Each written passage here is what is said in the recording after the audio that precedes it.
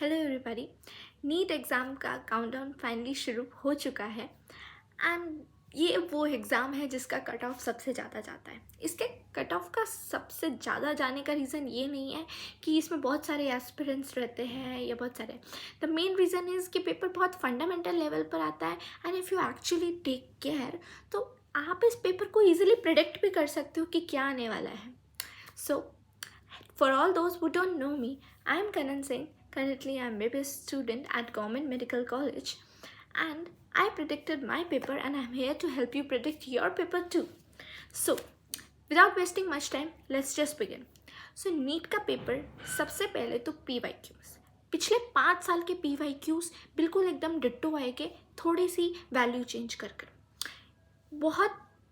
बहुत फ्रीक्वेंसी है इस चीज़ को रिपीट होने की कि पिछले 5 साल के PYQs तो यूँ रिपीट होते हैं, बस वैल्यू चेंज कर उस पिछले 5 साल से पहले के 10 साल के MCQs 15 साल के PYQs जो है वो उसी कॉन्सेप्ट में से आते हैं। मतलब PYQs जो कॉन्सेप्ट पर बेस्ड होंगे, जिस कॉन्सेप्ट पर बेस्ड होंगे उसी कॉन्सेप्ट से क्वेश्चन आएगा।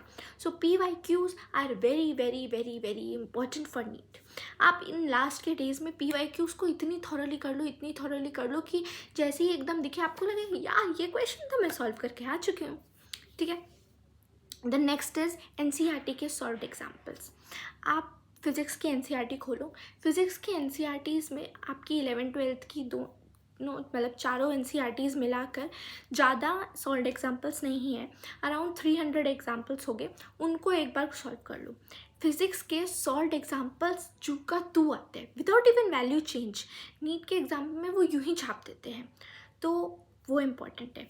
प्लस फिज़िक्स की NCERT में आपको लास्ट में समरी, ब्लू बॉक्सेस और पॉइंट्स टू पॉइंटर वो दिए हुए हैं, वो बहुत बहुत बहुत इंपॉर्टेंट है। स्टेटमेंट बेस्ड क्वेश्चंस वहीं से ही बनते हैं।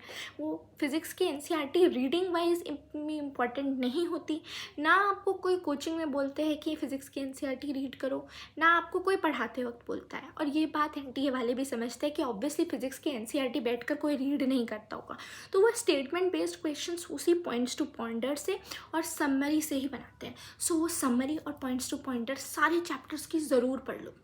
प्लस डायमेंशन टेबल दी हुई है, तो जो भी आपके डायमेंशन बेस्ड क्वेश्चंस है वो वहाँ से बनते हैं, तो वो डायमेंशन बेस्ड टेबल ज़रूर कर लो। ठीक है, तो फिज़िक्स की बात हो गई हमारी। Next comes to organic chemistry. Organic chemistry में आपको क्या करना है कि आपके कंपाउंड्स दिए हुए हैं, जो कंपाउंड्स दिए हुए हैं ना, एक तो उनका स्ट्रक्चर ज़रूर याद कर लो, क्योंकि ऐसा होता है कभी कभार हमें ऐसे नेम रिएक्शन दी जाती है, हमें स्ट्रक्चर दिखता है, हमें स्ट्रक्चर ही समझ नहीं आता कि किस चीज़ का स्ट्रक्चर है, बिकॉज उन्होंने नाम नहीं लिखा होता। तो उनके स्ट्रक्चर्स ज़रूर देख लो। प्लस उन स्ट्रक्चर्स के पास ना उनका boiling point, melting point, stability वो सब लिखा हुआ होगा। आई वॉन्ट यू कि अगर आप उनको याद नहीं कर पा रहे, at least have a comparison in your mind.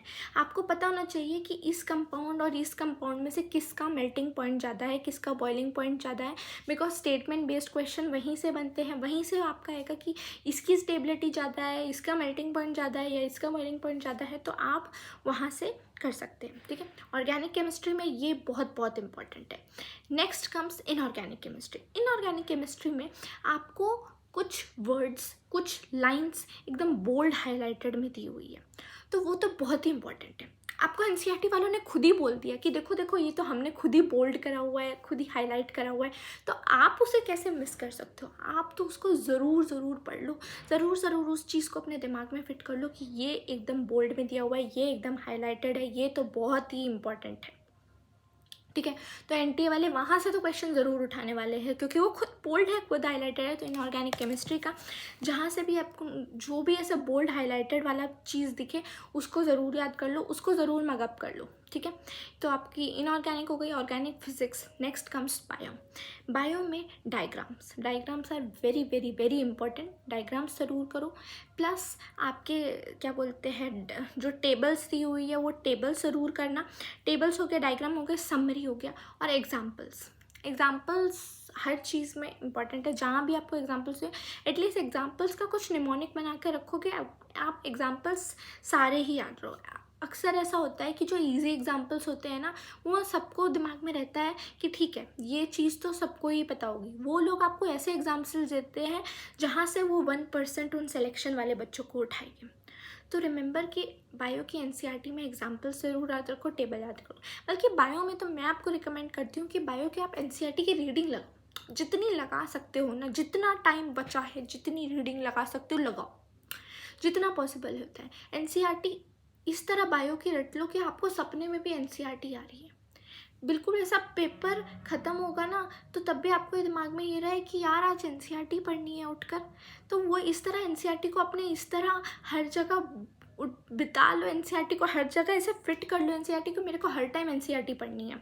तो बायो की एनसीईआरटी की तो जितनी पॉसिबल रीडिंग्स हो सकती है उतनी लगा डालो। just keep on reading it, keep on reading it, keep on reading it, and just don't keep on reading a single chapter। सब कुछ पढ़ो, सब कुछ सब कुछ सब कुछ। जो इम्पोर्टेंट चैप्टर्स है उनकी बार बार रीडिंग लगाओ, जो लेस इम्पॉर्टेंट चैप्टर है उनकी एक बार रीडिंग लगाओ, ठीक है। क्योंकि इतना भी पॉसिबल नहीं हो सकता कि आप बिल्कुल ही सब कुछ ही पढ़ो, बट इसको एक टास्क की तरह पढ़ो। कभी कभार ऐसा होता है कि हम एक दिन में सारी सीरीज़ कंप्लीट कर देते हैं, एक दिन में कोई इंटरेस्टिंग सी बुक आती है, हमारी नॉवल आती है, वो कंप्लीट करते हैं। Take this as a task कि ये छोटी छोटी 2 बुक है एनसीईआरटी की, हमें ये तो फटाफट हमें ऐसे रीडिंग लगा के ख़त्म कर देनी है। उसको समझो मत, डोंट जस्ट, अभी समझने का इतना ज़्यादा टाइम भी नहीं है कि हम बैठ के एक एक लाइन समझें कि इसका मतलब क्या है, बट आप उसको रीडिंग लगाओ। ऐसा होता है ना कि वो आपकी फ़ोटोग्राफिक मेमोरी में फिट हो जाता है, तो हमें वो लाइन दिखती है और हमें एकदम दिखता है कि एनसीईआरटी में इसके आगे ये लिखा था, इसका आंसर ये है। भले ही हमें कॉन्सेप्ट ना पता हो, हमें ना कुछ भी याद नहीं आ रहा होता, because NCERT based statement based question ही आते हैं बायो में, बिल्कुल एकदम लाइन टू लाइन छपी रहती है। अगर हम ऐसे बुक खोल कर बैठ जाए ना और नीट का पेपर खोल कर बैठे तो दिखता है कि अरे ये तो यही लाइन छापी हुई है इन्होंने, बिल्कुल अगर ये लाइन एकदम हमें याद होती तो ये क्वेश्चन तो 1 सेकंड में टिक। तो इसीलिए एनसीईआरटी बायो की तो बहुत ही पढ़ दो, ठीक है। And that's is how you can predict your paper.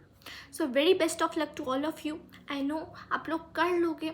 Just drop in comments आपका एक्सपेक्टेड स्कोर क्या है, एंड पेपर देने के बाद आई एम वेरी श्योर कि पेपर यहीं से आएगा। You can tell me after coming back कि हाँ पेपर यहीं से आया था, ये पॉइंट्स टू पॉइंटर पढ़ने थे, ब्लू बॉक्सेस इंपॉर्टेंट थे, सॉल्व एग्जाम्पल्स इंपॉर्टेंट थे, ये कंपैरिजन इंपॉर्टेंट था, सब यहीं से आएगा, ठीक है। बायो की एनसीईआरटी ज़रूर पढ़ना, ठीक है। That's all for all today. Thank you very much and please subscribe the channel.